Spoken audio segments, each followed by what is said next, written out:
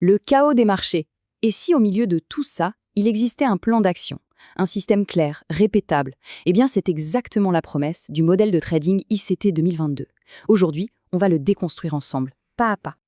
Alors, avant même de plonger dans les graphiques, on va s'arrêter sur cette phrase. Vous n'avez pas besoin d'être parfait. C'est fondamental, parce que ça s'attaque directement à cette pression, cette anxiété qu'on peut ressentir de devoir avoir raison à chaque fois. L'idée ici, ce n'est pas d'être parfait, mais d'être cohérent. Ce qu'on va faire, c'est prendre une conférence qui est assez dense, assez complexe, et la distiller en un processus, un vrai processus concret, étape par étape. Le but, transformer toute cette théorie en un plan d'action qu'on peut réellement utiliser. Pour y voir plus clair, on va utiliser une image, celle d'un entonnoir. Pensez-y, on part du plus large, la grande direction du marché, puis on resserre, on affine, jusqu'à arriver au point le plus précis, l'exécution du trade. Ces 4 étapes, ce sera notre feuille de route. Allez, c'est parti, première section. Et non, surprise, on ne saute pas tout de suite sur les graphiques. On commence par les fondations, la base de tout, la mentalité. Parce qu'on peut avoir la meilleure stratégie du monde, si la psychologie ne suit pas, ça ne sert absolument à rien. Et là, il y a une idée qui peut vraiment tout changer. Notre biais, c'est-à-dire la direction qu'on anticipe pour la journée, ce n'est pas une prédiction gravée dans le marbre, non, c'est juste une hypothèse de travail. Le système est justement pensé pour fonctionner, même quand on se trompe. L'important, ce n'est pas tant d'avoir raison, mais de suivre son plan, encore et encore.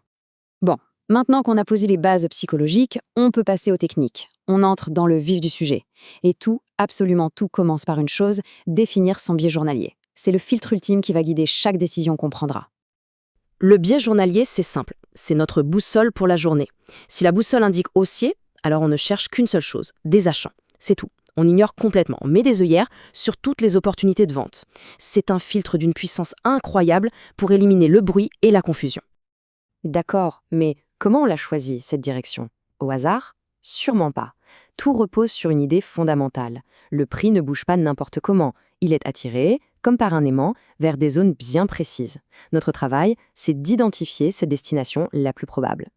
Et cette fameuse destination, cet aimant, c'est ce qu'on appelle le draw on liquidity. C'est la raison d'être de notre biais. Le marché a un objectif. Il n'est pas en train de se balader au hasard, non. Il est attiré par ces poches de liquidité, ces endroits où il y a beaucoup d'ordre, typiquement un ancien plus haut ou un ancien plus bas. Ok, on continue de descendre dans notre entonnoir. On a notre direction générale, notre destination. Maintenant, il est temps de tracer la carte. On va baliser le terrain, identifier toutes les zones importantes sur le chemin, toujours en gardant notre biais en tête. La question qu'on doit se poser est donc, ok, on sait où on va, mais où est-ce que le prix pourrait s'arrêter ou réagir en cours de route? Quels sont les obstacles, les points de passage obligés? Et pour ça, il y a un concept absolument central, le Fair Value Gap, ou FVG. Pour se le représenter, c'est simple. Imaginez un mouvement de prix tellement rapide, tellement violent, qu'il laisse une sorte de vide, un déséquilibre dans son sillage. Et le marché, il n'aime pas ça. Il a une tendance naturelle à vouloir revenir combler ce vide. Ces FVG, ce sont donc des zones de réaction de premier ordre. Alors concrètement, qu'est-ce qu'on marque sur cette carte? D'abord, le plus haut et le plus bas de la veille. C'est la base, des points de liquidité évidents. Ensuite, bien sûr, on ajoute nos fameux Fair Value Gaps. Et enfin, on garde un œil sur les plus hauts ou plus bas égaux, de vrais aimants à liquidité. Tous ces niveaux, ce sont des zones où on peut être quasi certain que les algorithmes des grandes institutions vont s'activer. Et maintenant, attention, la pièce maîtresse du puzzle. Le fameux, le redoutable Judas Swing. C'est le coup de bluff, la feinte, le mouvement manipulateur qui part dans la direction exactement opposée à notre biais pour piéger tout le monde, juste avant que le vrai mouvement ne se déclenche. Repérer ce piège, c'est souvent ça la différence entre le succès et l'échec. On resserre encore le focus, notre carte est prête, on connaît le piège potentiel, maintenant on va chercher la séquence précise, le signal qui nous dit c'est le moment. Pour ça, on se place sur le graphique en 15 minutes. C'est notre baromètre. Notre terrain de jeu principal. Pourquoi? Parce que c'est le parfait équilibre. C'est assez large pour ne pas perdre le contexte, mais assez zoomé pour voir l'action se dérouler en temps réel. C'est ici que notre hypothèse va se valider ou être invalidée.